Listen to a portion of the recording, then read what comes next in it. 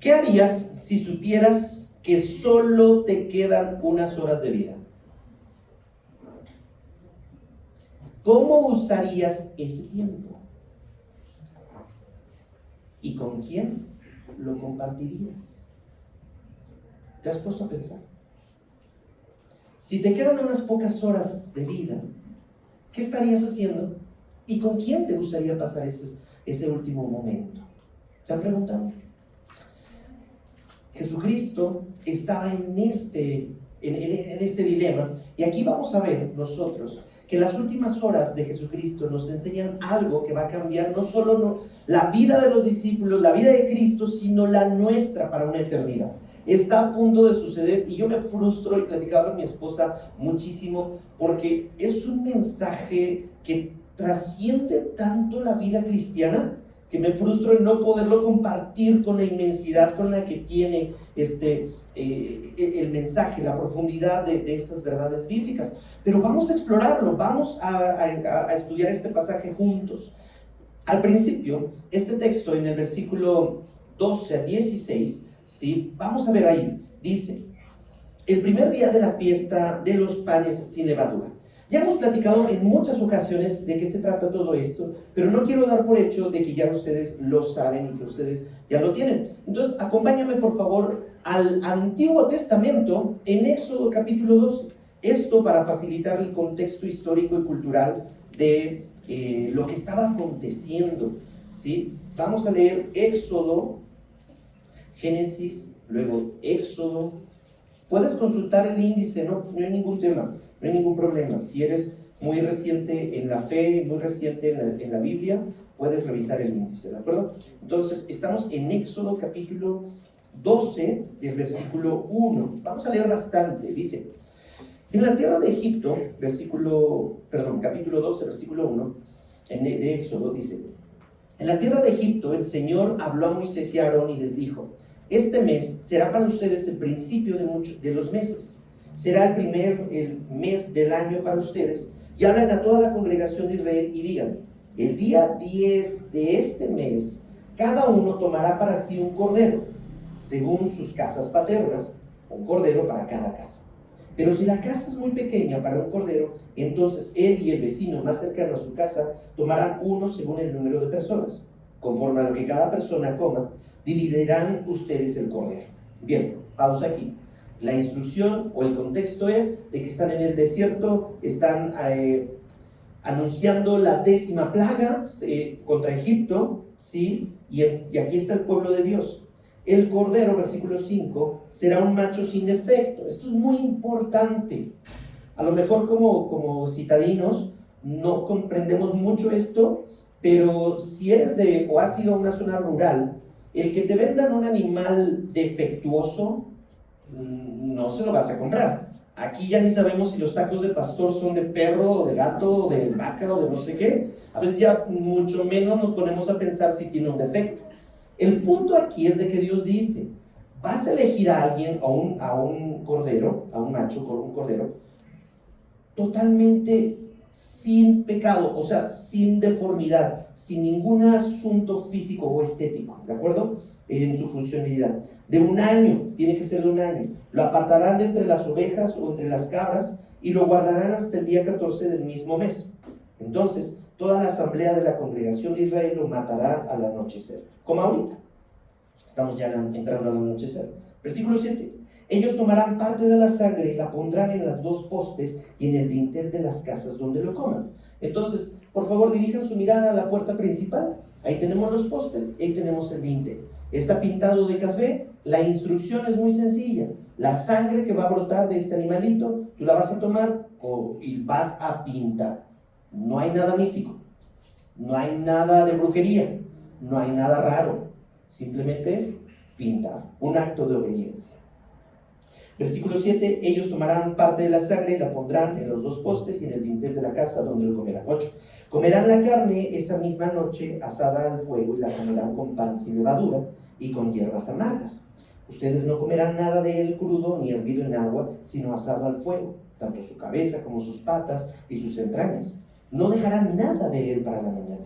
sino que lo que quede de él para la mañana lo quemarán en el fuego. De esta manera lo comerán. Ceñidas sus cinturas, o sea, fájense, pónganse su cinturón, vístanse bien, fájense, ceñidas sus cinturas, las sandalias en sus pies y el cayado en su mano, la vestidura típica de aquella época, lo comerán apresuradamente. Aquí yo creo muchos niños estarían felices, porque muchos comen muy rápido, o algunos hombres, pero aquí es una instrucción muy particular. No nos vamos a meter mucho en qué significa todo esto. Y entonces remata ese versículo: es la Pascua del Señor. Estamos muy próximos a celebrar en nuestro continente la Semana Santa y la Semana Mayor. Y desafortunadamente o tristemente o diabólicamente, la Semana de Pascua es considerada como una semanita de conejitos y colorcitos, o de abstinencia de carnes blancas. No es eso simplemente la Pascua, sino que la Pascua tiene un impacto profundo que significa pasar por alto. Versículo 12. ¿Por qué van a hacer lo que ya Dios les está dictando? Porque aquí está el propósito y la razón. Esa noche, está hablando, pasaré por la tierra de Egipto y heriré a todo primogénito en la tierra de Egipto. Ahora, la palabra herir no es que le va a hacer una cortadita, le va a quitar la vida al primogénito, ¿sí? Tanto del hombre como del animal. Ejecutaré juicios contra todos los dioses de Egipto. Yo, el Señor, he hablado. Podría agregar esto. Versículo 13. La sangre les será a ustedes por señal en las casas donde estén. Cuando vean la sangre, pasaré de largo. Aquí está el significado de Pascua, pasar de largo, ¿sí? ¿Han jugado el juego de pato, pato, ganso? Pato, pato, pato, ganso, ¿no? Y empiezan a correr. Pasar por alto es: yo estoy pasando aquí esta casa, está pintada, no está pintada. Muere el primogénito. Perdón, Anatoly. con mi tocayo, ¿no? ¿Mi tocayo es el primogénito? Sí, mi tocayo. Okay. Entonces dice, versículo 14: y ese día será memorable para ustedes, es decir, harán memoria, hará una celebración como fiesta al Señor, y lo celebrarán por todas sus generaciones como ordenanza perpetua, es decir, una fiesta que va a durar mucho tiempo. Versículo 15: 7 días comerás panes sin levadura. Además, desde el primer día quitarán toda la levadura de sus casas, porque cualquiera que coma algo leudado desde el primer día hasta el séptimo, esa persona será cortada de Israel, echada fuera, pues. Versículo 16: y en el primer día tendrán una santa convocación y otra santa convocación en el séptimo día, en las reuniones. Ningún trabajo se hará en ellos, excepto lo que cada uno deba comer. Solo esto podrán hacer. Guardarán también la fiesta de los panes sin levadura, porque en ese mismo día saqué yo a sus ejércitos de la tierra de Egipto. Por tanto, concluyendo, guardarán ese día por todas sus generaciones como ordenanza perpetua. Agrega diciendo: en el mes primero comerán los panes sin levadura, desde el día 14 del mes por la tarde hasta el día 21 del mes por la tarde. Voy a saltarme, por favor, hasta el versículo 21, que dice: entonces Moisés, el líder nacional, ¿sí?, convocó a todos los ancianos de Israel, o a todos los líderes, y les dijo: saquen del rebaño corderos para ustedes según sus familias y sacrifiquen la Pascua. Tomarán un manojo de hisopo, que es un pedazo de hierba que era usada como cuestión de, ¿qué fue la palabra? Sin bacterias, pues así como limpia, ¿sí? Y lo mojarán en la sangre que está en la vasija y untarán, ¿no? Básicamente lo mismo que el Señor ya les dijo, pero Moisés ahora está repitiendo la instrucción. Versículo 23: pues el Señor pasará para herir a los egipcios, y cuando vea la sangre en el dintel en los 2 postes de la puerta, el Señor pasará de largo aquella puerta, y no permitirá que el ángel destructor entre en sus casas para herirlos, y guardarán esta ceremonia como ordenanza para ustedes y para sus hijos para siempre. Muy bien. Entonces, si alguien decía que Dios era aburrido, pues a Dios, déjame decirte, le gustan las fiestas. A Dios le gustaba hacer fiestas con todos los elementos de aquella época, el cordero, tipo barbacoa, y la intención es de que lo preparaban, pero su fiesta tenía un significado profundo, no simplemente era como la fiesta del pueblo y ya, sino el significado es: porque Dios nos sacó y porque Él va a atentar en contra de los ídolos de Egipto. Ya conocemos la historia, ¿no? Muere el hijo del faraón y después sale. El punto aquí es de que si regresamos a Marcos, por favor regresemos a Marcos, el Evangelio de Marcos, capítulo 14.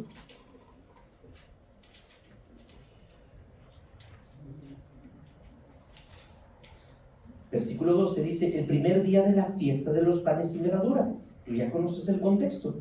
Entonces, el primer día de la fiesta, cuando se sacrificaba el cordero de la Pascua, que sabemos que era un cordero sin defecto, los discípulos le preguntaron a Jesús, misma escena y narrativa, como cuando Jesús iba a entrar a Jerusalén. ¿Se acuerdan? Cuando le dijo, vayan a aquella zona y me van a conseguir un pollino, un burrito, para que yo me suba. Pero ¿cómo vamos a saber? Le preguntaron a Jesús. Bueno, ustedes vayan, hagan lo que yo les digo, y la persona con la que lleguen, Él va a entender. También, en Juan capítulo 2, versículo 5, hay algo que es muy interesante de resaltar, porque Jesús, iniciando su ministerio, cuando convirtió, les encanta a muchos, convirtió el agua en vino, el asunto es de que se empieza a acabar y se ponen en una crisis unos con los otros, y vamos a apoyarnos aquí, porque su madre le dijo a los que servían, a los diáconos que estaban ahí, hagan todo lo que Él les diga. María le estaba diciendo a los meseros, escuchen y hagan todo lo que Jesús les diga. Por lo tanto, aquí en el versículo 12, Jesús está dando una instrucción y los discípulos oyen. ¿Y cuál tendría que ser la respuesta apropiada de un discípulo? Obedecer. Muy bien. Podríamos terminar aquí. ¿Por qué? Porque la obediencia es importante para nuestra fe. La obediencia. Este versículo nos da el contexto, ¿sí?, de lo que estaba sucediendo, y los discípulos nos decían, ¿y por qué? ¿Y para qué? ¿Y de qué manera? Bueno, ya entendimos que la Pascua es una celebración, los discípulos lo entendían, estaba recordando la liberación de Israel, de Egipto, y entonces ahora Jesucristo, con todas estas indicaciones, estaba buscándoles dar un nuevo significado. Un nuevo significado, ¿sí? Fíjense, 1 Corintios capítulo 5 dice, versículo 7, Cristo, ya vimos que en el Antiguo Testamento pasaron centenares de años para que llegara al punto de Cristo. Hay un gran tiempo que ha transcurrido. Llega Jesucristo. Pero tú y yo ya sabemos por cultura general que Jesucristo es el Cordero que quita el pecado. Pero aquí en 1 Corintios lo remata de una forma impresionante. Cristo, nuestro Cordero Pascual, y no estoy hablando del refresco pascual, el cordero, el animal que iba a ser sacrificado, perdónenme, estaba siendo cumplido por Jesucristo. Cristo, nuestro cordero pascual. No se lo inventaron los cristianos, no se lo inventaron la religión a través de los años de que Jesucristo era el cordero, no. La misma escritura lo dice. Cristo, nuestro cordero pascual, ha sido sacrificado por nosotros. Versículo 8 de 1 Corintios 5. Por tanto, celebremos el festival, no con el viejo pan de perversidad y maldad, sino con el nuevo pan de sinceridad y verdad. Entonces, la liberación de Israel de Egipto, Egipto simboliza el pecado. Por eso de broma a veces decimos, híjole, es que se fue a Egipto. Bueno, estamos tratando de decir que se fue a la vida a vivir en pecado, al mundo, pues. Entonces, Dios los sacó de ahí, de esta tierra de pecado, y los llevó a una tierra de libertad. Jesucristo lo que está haciendo aquí es la liberación del pecado a través de su sacrificio. ¿Vamos siguiendo la idea? Es muy sencillo, pero es tan profundo que yo digo, Señor, solo tú puedes traernos convencimiento en el corazón de la magnitud que esto significa. Conecta directamente la Pascua judía con el sacrificio de Jesucristo. Y dice un comentarista, Matthew Henry, la Pascua no era solo una celebración del pasado, sino una profecía del futuro sacrificio de Cristo. Era una imagen, estaba apuntando a Cristo, y Cristo la cumplió. Dice otro comentarista, Berkeley, Jesús transformó una tradición antigua, sí judía, en un nuevo pacto eterno. Y ahorita vamos a desplegar qué significa esto. Pongamos en la imaginación lo siguiente. Imagina esto, que estás planeando una cena muy especial con alguien muy especial, ¿sí? Alguien muy importante. No sé si es tu cónyuge, tus hijos o un aniversario, no sé. Pero invitas a las personas más cercanas a ti. Preparas todo con cuidado, pones el mantel, la vajilla de la abuela, ¿no? Trapeas con pinol para que huela rico, ¿sí? Y aseguras que cada detalle esté listo. El baño, impecable. Los trastes en su lugar.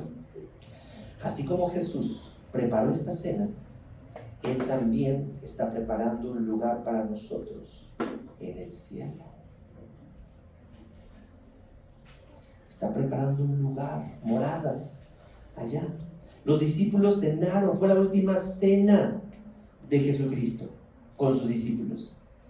Pero nosotros que estamos en Cristo, nos abrazamos de la promesa de que Cristo ascendió al cielo para prepararnos una morada. Y entonces, de manera donde la gracia se nos está otorgando, nos dice: ven Juan, ven Pedro, ven fulano, ven Ana, ven Juana, y siéntate a la mesa a cenar conmigo. El rey que acababa de ser ungido, ¿se acuerdan? Con este perfume de alto costo, en su momento te dirá: ven y cenemos juntos. Yo no sé si logras ver esto, pero ¿en qué cabeza cabe que alguien tan indigno como nosotros se va a sentar a la mesa de un gran rey todopoderoso, santo, y nos dice: ven? Mi segundo punto es: Jesús anuncia su traición. Bueno, antes de pasar a mi siguiente punto, voy a terminar de leer el versículo 13 del capítulo 14 de Marcos. Él envió a los 12 discípulos diciéndoles: vayan a la ciudad, ahí les saldrá al encuentro un hombre que llevaba un cántaro de agua. No me voy a meter en especulaciones con ese hombre, no hace falta, ¿sí? Y dice: síganlo. Solamente era algo inusual. Los hombres no iban por agua al pozo, sino eran las mujeres.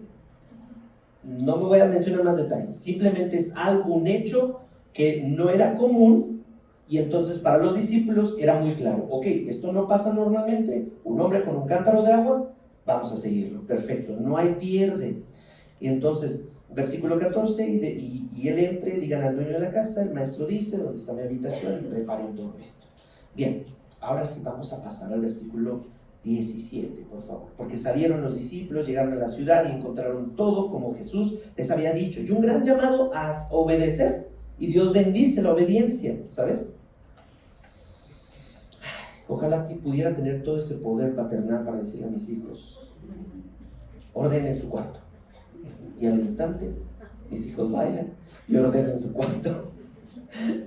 O yo, donde Dios dice: deja ese pecado, deja ese hábito, y yo dijera: sí, Señor, de inmediato.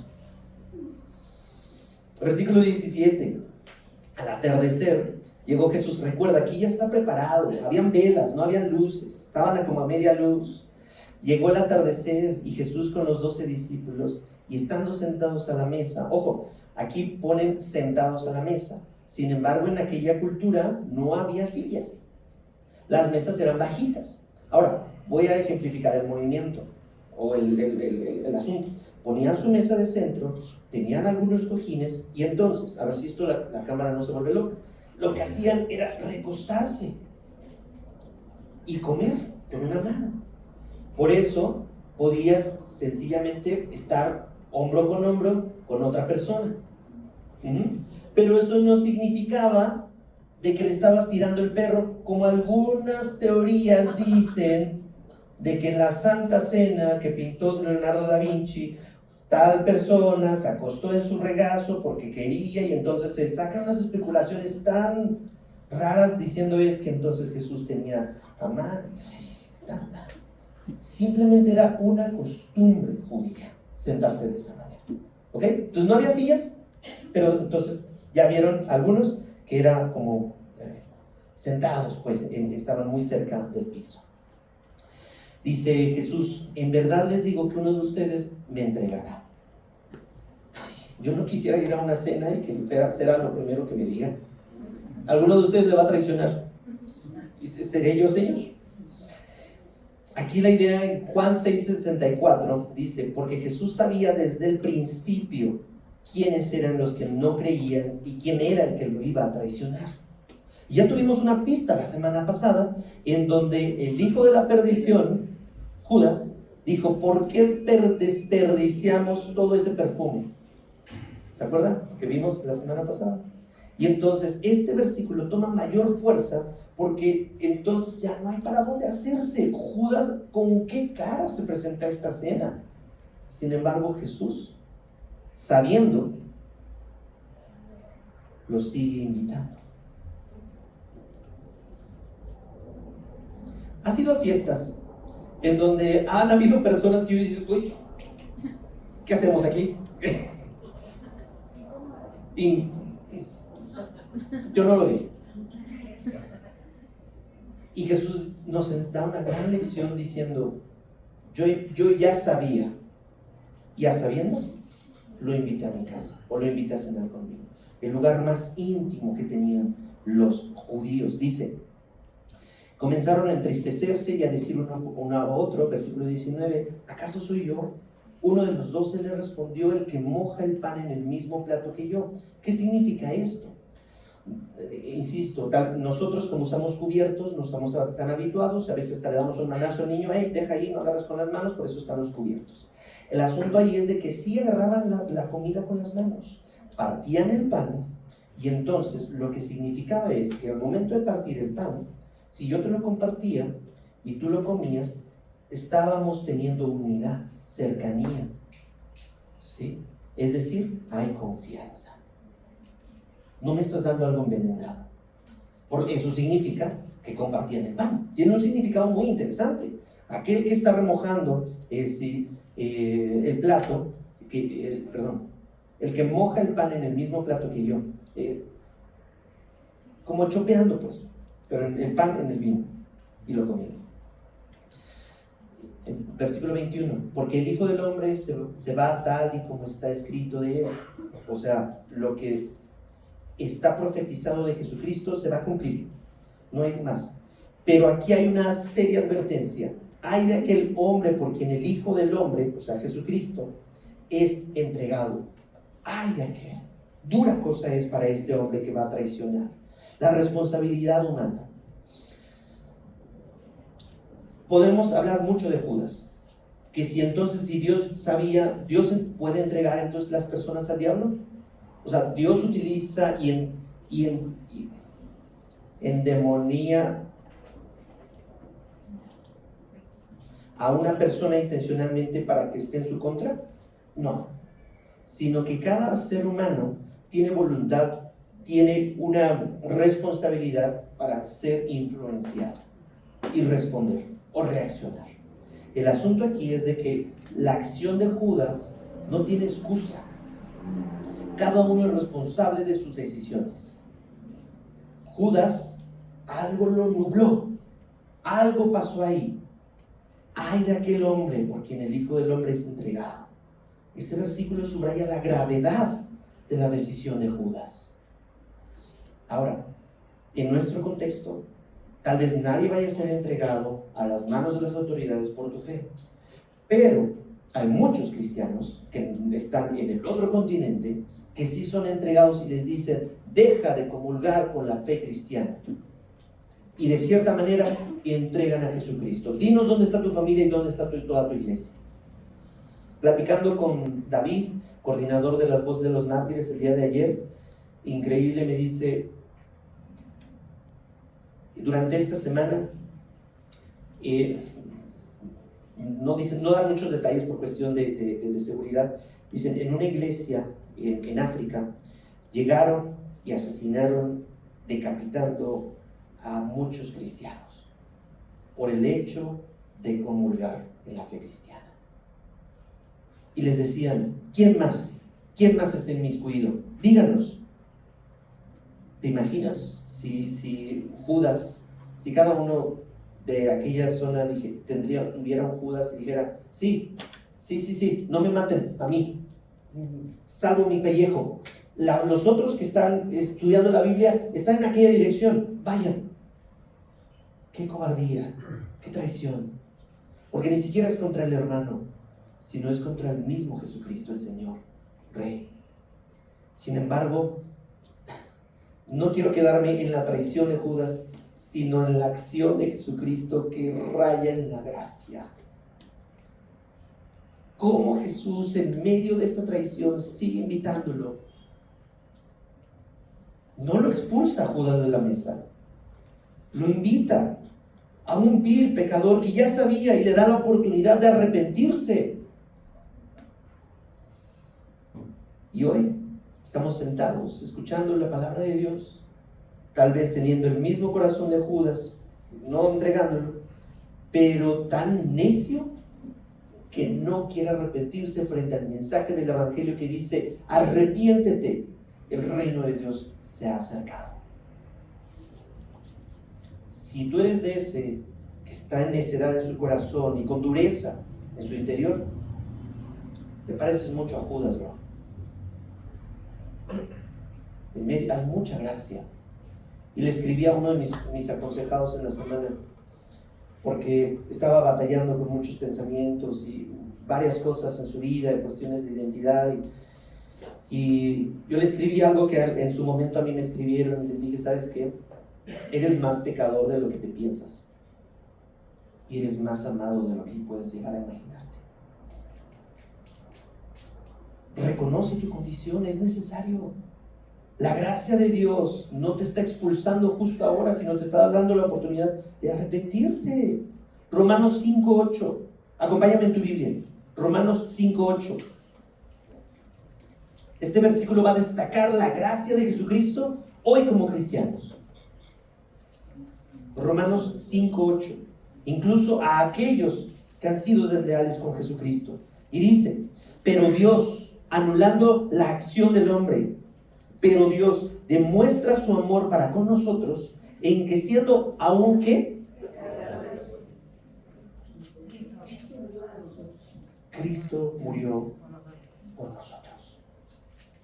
¿Qué clase de amor tan sublime es el amor de Cristo? Para darle la invitación a pecadores chilangos y de todas las naciones y diciéndole, ven, yo también morí por ti. No importa el pecado y la magnitud. Yo soy un Dios que está dispuesto a perdonar si tú te arrepientes. Hay tanta gracia. Y dice otro comentarista muy famoso, John MacArthur, respecto a esto, la traición de Judas es un recordatorio de que incluso los más cercanos a Jesús pueden, y yo agregaría podemos, caer. Pero su gracia siempre está disponible. ¿Caíste en un pecado esta semana? Acércate a Jesús. Spurgeon dijo con respecto a esto, Jesús no solo conocía la traición, sino que la usó, aprovechó la ocasión para cumplir su plan de redención. ¡Qué bello! ¡Qué hermoso! Piensa, y aquí esto a lo mejor va a ser muy doloroso, no pienso ser masoquista, pero piensa en una persona en quien confiaste plenamente, le entregaste tu corazón, le abriste tu corazón, le abriste tu casa, le abriste todo, pero él o ella te traicionó. ¿Cómo te sentiste?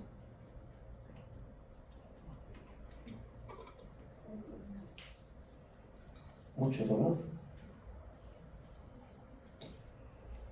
Ahora imagina a Jesús, quien sabía que sería traicionado, pero aún así compartió la mesa con Judas.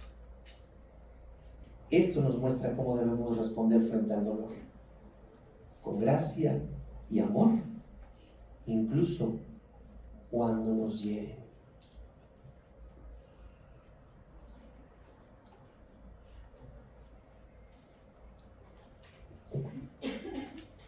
¿Me van siguiendo? Jesucristo nos modeló responder frente al dolor, no a reaccionar, responder con gracia y amor, incluso cuando nos hieren. ¿Ya perdonaste a esa persona? ¿Tu corazón está limpio? Puedes decirle, puedes ir a mi casa, mi corazón está bien. Va a costar tiempo. Jesucristo, siendo el Todopoderoso, lo hizo en un instante. O sea, su solvencia emocional es así de: Señor, tal vez te va a costar tiempo, pero no estás solo y no estás sola. Para poder vencer y pasar esa etapa de dolor, de traición, lee Salmo 55. A David lo traicionaba su mejor amigo y expone ahí específicamente: cómo quisiera yo que me salieran alas y volaría yo al desierto. Tú, mi íntimo amigo, quien iba a la congregación a cantar del Señor, podrías soportarlo de un enemigo, pero eras tú el más cercano a mí. Tercer punto, el nuevo pacto. En el versículo 22 dice: mientras comían, tomó pan y habiéndolo bendecido, lo partió y se lo dio a ellos y dijo: tomen, esto es mi cuerpo. Y tomando una copa, después de dar gracias, se la dio a ellos y todos bebieron de ella. Y les dijo: esto es mi sangre del nuevo pacto, que es derramada por muchos. En verdad les digo que ya no beberé más del fruto de la vida hasta que aquel día cuando lo beba de nuevo en el reino de Dios. Y después se pusieron a cantar un himno, subieron para el monte de los olivos. Si alguien pensaba que a Jesús no le gustaba la música, aquí hay una evidencia, y le gustaban los himnos.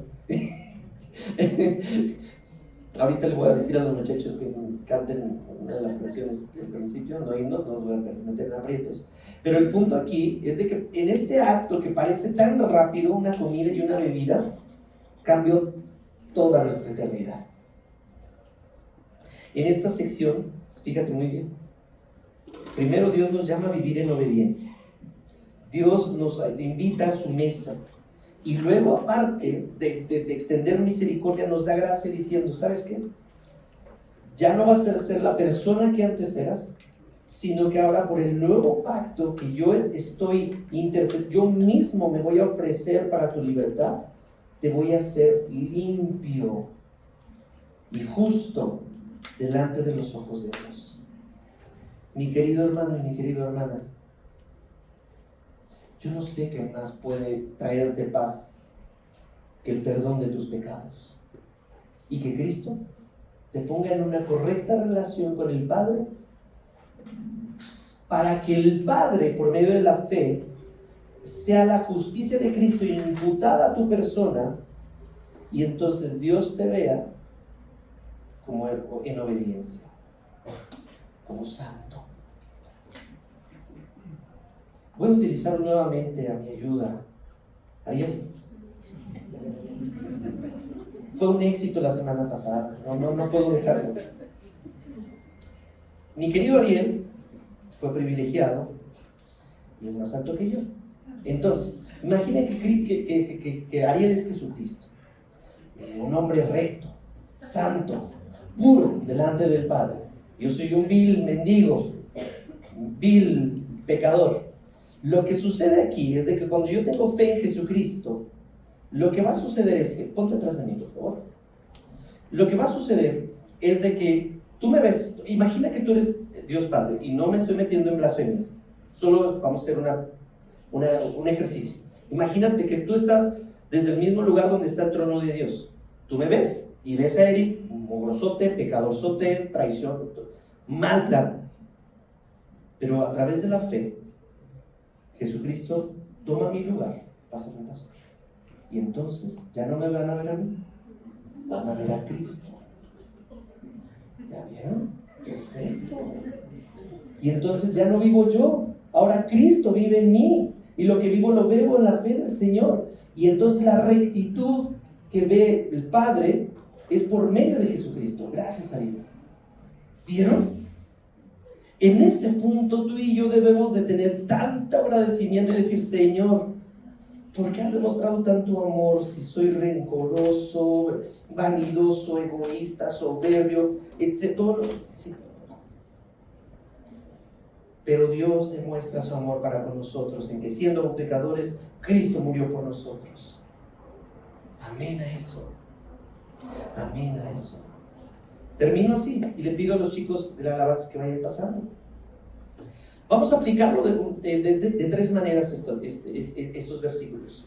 Primero, ya entendimos la preparación y el significado de la Pascua, cómo Dios extiende gracia para los pecadores, y el nuevo pacto.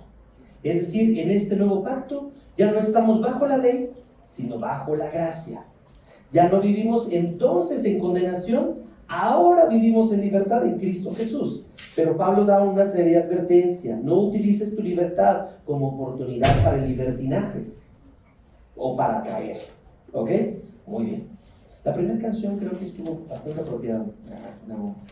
Entonces, la primera aplicación es esta, si te gusta tomar nota. Vives en obediencia a Jesús.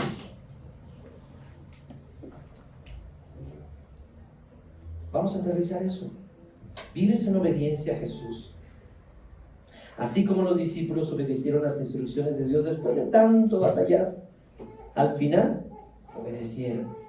Nosotros debemos de confiar y obedecer sus mandamientos, incluso, escucha esto, cuando no entendemos completamente su plan. Hay momentos en los que no vamos a entender el plan de Dios, y ahí actúa la fe. No es por nuestras fuerzas. La pregunta sería: ¿en qué área de tu vida necesitas obedecer a Jesús con mayor fidelidad?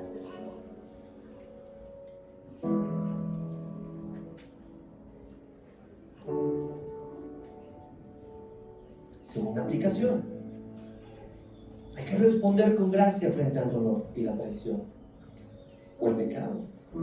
Jesús nos enseña a amar y a perdonar, incluso a aquellos que nos han herido.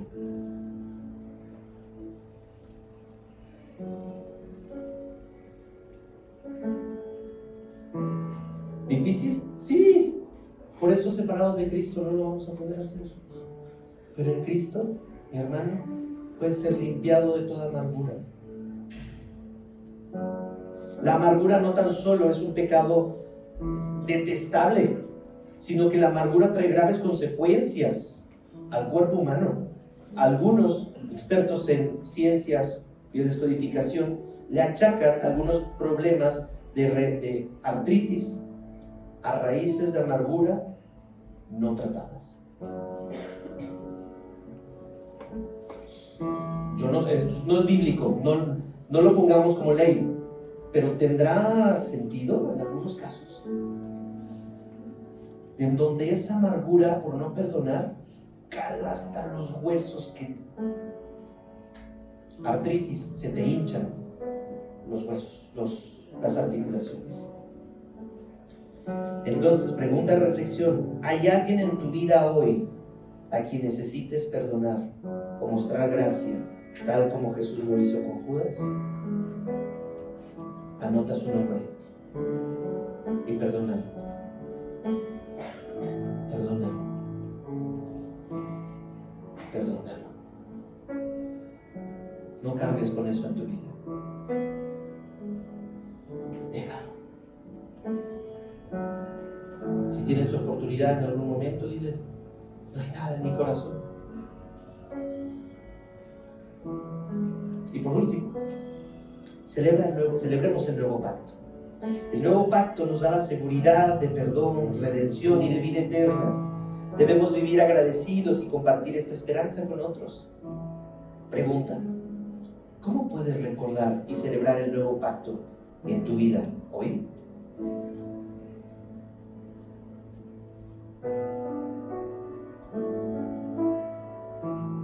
A lo mejor tienes que ver menos Netflix.